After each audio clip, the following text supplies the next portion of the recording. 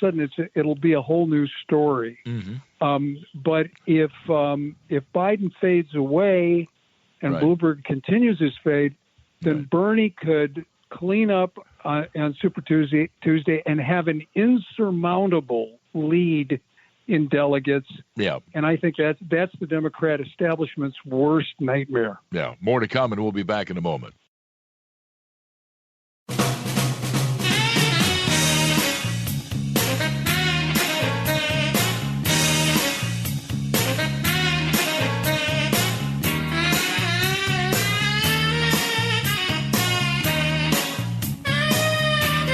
Welcome back to the Jim Bohannon Show at 1-866-50-JIMBO, 1-866-505-4626. And we are speaking with author and law professor James Herson, and also with Skip in Burlington, Vermont. Good evening, Skip, and welcome. No, thank you very much. The Russians has had involvement in the political arena going back to 1863. Really? Yes, and I'll tell you how this happened. Well, briefly, you will, yes. Yeah, briefly. It was during the Civil War. They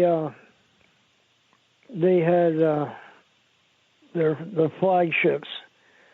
Well, quicker than that. Okay, let's say that. Let's just talk about, shall we, more recently. Do you have reason to fear the increased reports now of additional Russian influence?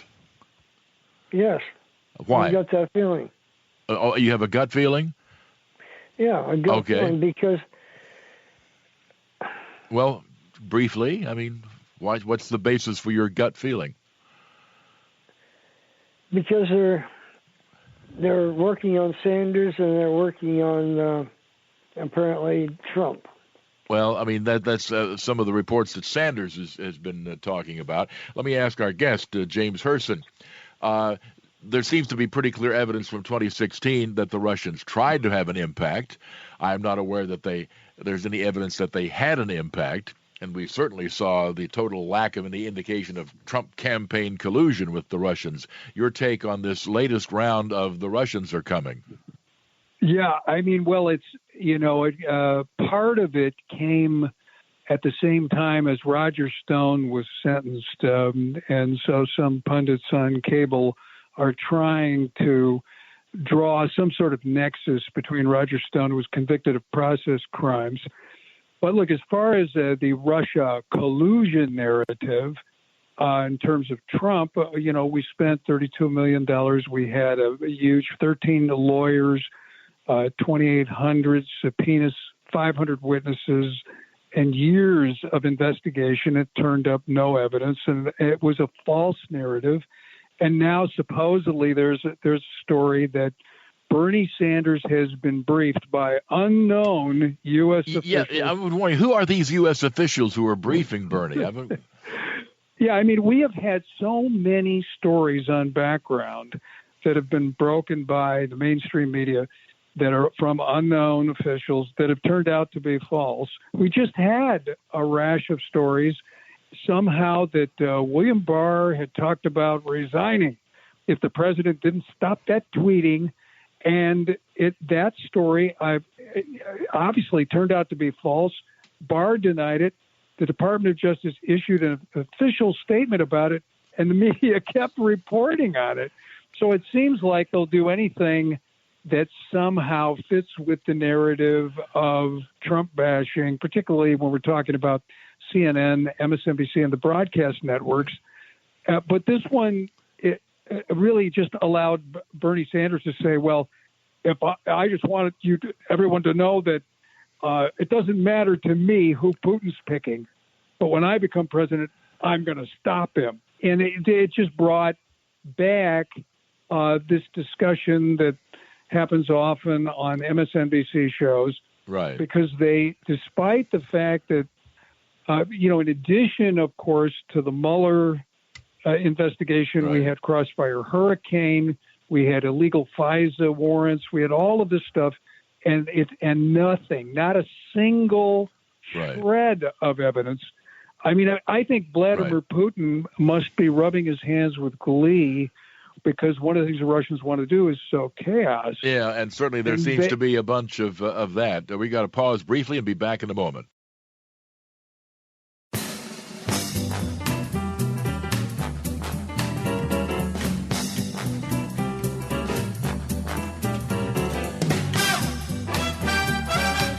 Welcome back to the Jim Bohannon Show at 1-866-50-JIMBO, 1-866-505-4626 with our guest, James Herson.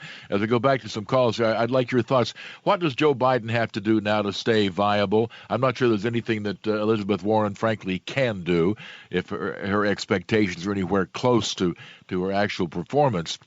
But let's say Biden finishes a strong second in Nevada and wins South Carolina fairly strongly. Does that set him up enough for a resurrection come Super Tuesday? Yeah, I think Joe Biden is short of money, and I think people are starting to lose faith in him, particularly after the dog-faced pony soldier comment. And, and the one thing he did in the last debate is he stayed, for the most part, he stayed coherent. And I think, his key, I mean, obviously the African-American vote in South Carolina is the key to him being the comeback kid. And so, but he has to have some momentum coming out of Nevada. So if he finishes third or fourth, I don't think his African-American support in South Carolina will stick with him.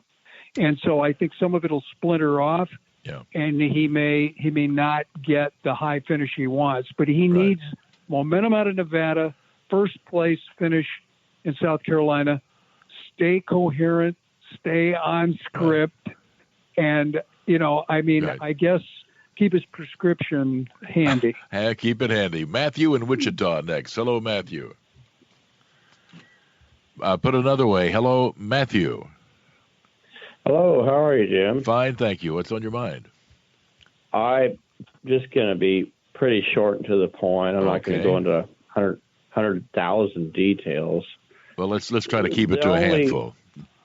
Well, there you go, sir. Okay. The only reason the Democrats are being so radical is they don't have anything else to offer. I think they know they're going to lose, but I don't think that anybody knows they're going to lose. The economy takes a downturn. There's no guarantee. There is no guarantee. There are tens of millions of people out there who hate Donald Trump. Any Democratic nominee has got a shot when you've got that many enemies. Really? Absolutely. Are you kidding me? Look, I grant you probably don't know anybody who hates Donald Trump. I'll guarantee you that there are millions of Americans who don't know anybody who doesn't hate Donald Trump. Listen, even if you nominate a Bernie Sanders, let me tell you, there are a lot of people who won't vote for Bernie, but they'll vote against Trump. Yes, sir. I'm telling you, this notion that this is a walkaway is the surest way I know to elect some idiot like Sanders. It's not. If the economy is still perking along come October, then fine, maybe. But for the moment, that is not a given. Well, okay, you have some wisdom what you say, and I will agree with you. But I think common sense tells me that the real money is probably with Trump. I would simply say that at this moment, I think he would win if the election were held today, and that's as far down that road as I'm prepared to go. And I hope that he can keep it going. But for Pete's sake, I don't want to hear Republicans saying, well, it's a shoo-in, I don't need to vote. Yeah, you do. Trust me on this. You do. All right, James Herson, please stay on the line, and we'll speak off-air. Again, James Herson. Website jamesherson.com, JamesHirsen.com. And Nevada caucuses coming up on Saturday. I'm Jim Bohannon, and this is Westwood One.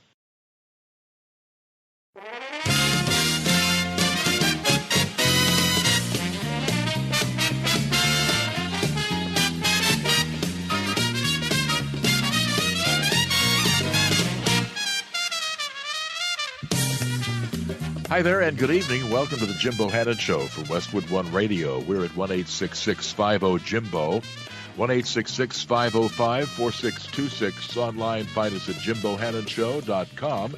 You can follow me on Twitter at Jimbo Talks. In this portion of the program, we are delighted to be speaking with the president and founder of Eberly Communications Group, Bruce Eberly, to talk about the book that he has co-written with Vernon Robinson III, Coming Home. It's published by Humanix Books and subtitled How Black Americans Will Re-elect Trump. Thank you for being with us tonight. Thank you very much, Jim. Glad to be here. Absolutely. Now then, let's just start with on the face of it. There is no more reliable Democratic voting bloc in the country than the African-American vote. You go back to the Reagan landslide of 1984, carried 49 states, almost carried the 50th, the home state of his opponent, Minnesota, Walter Mondale. And in that, he carried women, he carried men, he had 30-some percentage of the Hispanic vote, carried 9% of the black vote. Trump got 8% in a much, much closer race. And yet we see some of these presidential approval numbers for the president among African-American voters, 33, 34, 35%. That seems awfully high. Yes, it's really unprecedented. And, the same thing you said here just a minute ago about that the Republicans have not been a significant portion of the black vote for many, many years was the same thing that people said about the Republicans said about the Democrats not having the black vote since Abraham Lincoln back in the 1930s. And yet, although FDR, Franklin Roosevelt, lost the black vote in 1932, he won overwhelmingly in 1936. It was a sea change in politics, really, that took place. So you're thinking that we may be witnessing a sea change? I do. I don't think it's going to be that significant. Neither Vernon nor I, my co-author of Coming Home, either one of us believe it's going to be that significant. But we do believe, and this is, you sort of have to word this in the right way, is that where Trump contests for the black vote, he will probably win 20 to 25%. Oh, now, good heavens! If he won even 15%, we're talking about a landslide. If he took 20 or 25% of the black vote, are you kidding me? He might win 480 electoral votes. Democrats can't win an election without an overwhelming percentage of that vote. You're absolutely right. A Democrat has not won the white vote, I don't believe, since Lyndon Johnson in 1964. I'm sure that you're right. Although Bill Clinton made significant inroads during his time running for office. But what Vernon and I looked at was not just polls, but we also, because both of us have been involved in politics for 40 years or so, we looked at things that we have witnessed firsthand.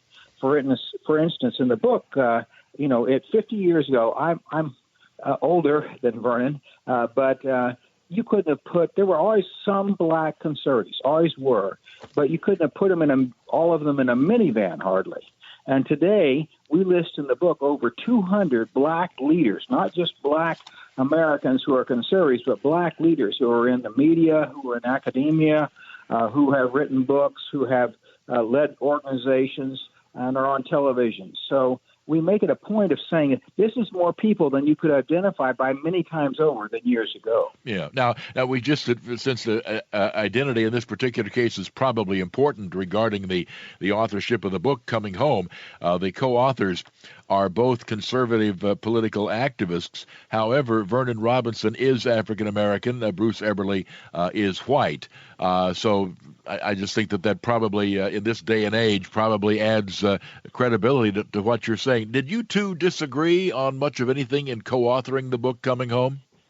Well, let's put it this way. I learned a lot from Vernon because it was impossible for me as a white person to put myself in Vernon's shoes. So I learned an awful lot about what he and his family went through because they were black. And his mother was quite an amazing woman. She was a civil rights activist back in the 40s down in Louisiana, where it was dangerous, I mean literally dangerous, to say anything about black Americans voting. And, of course, the real shame of it is that even in the 40s, the 15th Amendment to the Constitution was in place.